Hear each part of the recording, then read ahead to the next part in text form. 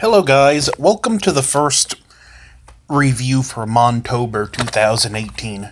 Dracula 1931 starring Bela Lugosi and Edward Van Sloan and Dwight Fry as Renfield. This film, as I said, came out in 1931. It's one of the first sound movies ever made, and it's a great time machine movie because you can see how they were learning to make sound movies as they were making this. There isn't even any music to speak of outside of the credits, which, depending how you look at it, is either a positive or a negative. I look at it as a positive because we just expect music to be there with our sensibilities in movie making, and to take the music out in this one, it just enhances the atmosphere. And it gave us the greatest Dracula ever in Bela Lugosi.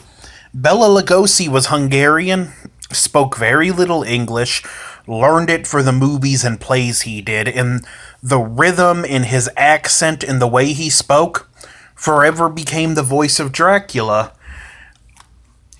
This tells the story of Dracula coming to London, and he just does his thing. He turns one girl into a vampire and tries to turn Nina Harper into a vampire, but they stop him. Renfield goes to Transylvania to sell him Carfax Abbey, and Dracula hypnotizes or partially turns him into a vampire. I'm not sure of the details, but Renfield's basically his slave, and Dwight Fry gives this wonderfully manic, demented performance. You believe he is that insane. It is a little overacty, but again, this is one of the first sound movies ever made, and not everyone was trained up well enough for sound acting at the time, because go ahead and watch an old silent movie, Nosferatu, highly recommend. If you look, their expressions and stuff do seem a little exaggerated, but there's no sound. So they have to do that to sell it. Okay, with the sound. Just a startled look. Now, when it's silent, isn't gonna be enough to sell the performance, and you have to just oversell it to make it more convincing. And there's a few points where that's a little more prevalent, but with Dwight Fry, I love it. I totally buy this man is insane. Dwight Fry is a great character actor and one of the true staples of the early Universal monsters. Whenever he was in a role, he was going to give it his all. Edward Van Sloan is positively brilliant as Van Helsing, and Bela Lugosi is masterful as Dracula. He was so synonymous with the role, when he died, they buried him with the cape. The cinematography is amazing. I love the look of these old black and white movies.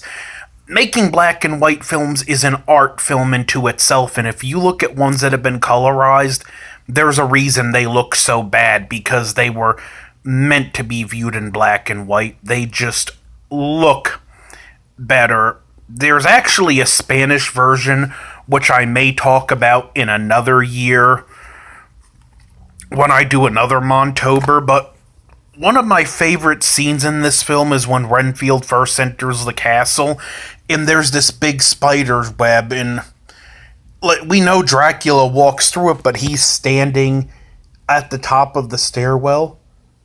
I am Count Dracula. I bid... And yeah, it's split up. He doesn't say it back to back, but I bid you welcome. And as they talk, they hear wolves howl, and we get my favorite line in the movie. Children of the night, what beautiful music they make. I do a terrible Bela Lugosi, I know, but this is one of the definitive early chillers, an important piece of movie history.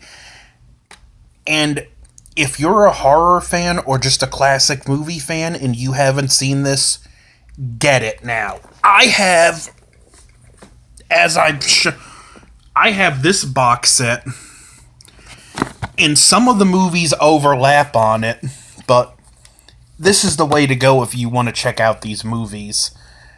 Now, some of these will overlap, and interestingly, for Lugosi being so synonymous with Dracula, he only played the role twice. Once in Dracula 1931, and once in Abbott and Costello Meet Frankenstein 1948, which I will be reviewing at the end of Montober.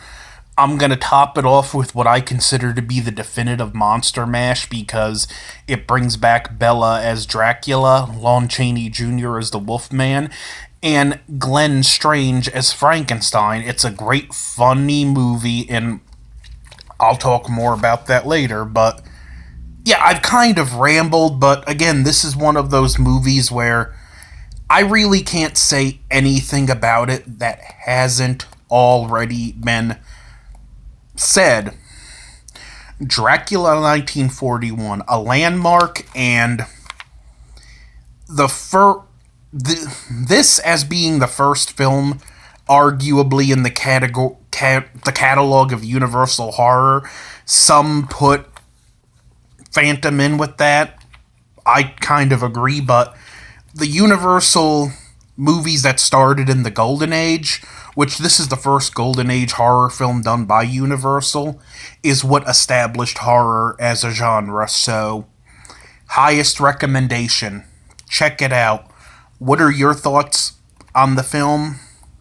Tell me below. Don't forget to like, share, comment, and subscribe. And be on the lookout later this week as I review Frankenstein starring Boris Karloff. I do have more interesting stuff I want to say about this one, but again, it's going to be kind of rambly because I can't say nothing that hadn't already been said. So don't forget to like, share, comment, subscribe. Over and out.